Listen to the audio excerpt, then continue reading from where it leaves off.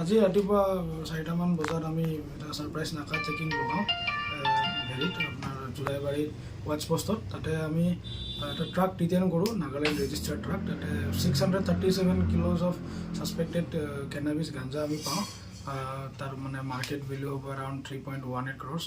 আমি গাড়ীটো ডিটেইন কৰাৰ সময়তে যিটো ড্ৰাইভাৰ থাকে সেইটো আন্ধাৰৰ সুযোগ লৈ তেওঁ পলাইছে। আমি এতিয়া ইনভেষ্টিগেশ্যন চলি আছে আমাৰ, এইটো মানে ক'ত মানে কোনফালে গৈছে আৰু মানে কেনেকৈ কোনফালে ক'ত মানে লোডিং কৰিছিলে, ক'ত লৈ গৈ আছিলে, আমি ইনভেষ্টিগেট কৰি আছোঁ। এইটো কেছ ৰেজিষ্টাৰ কৰা হৈছে। Thank U.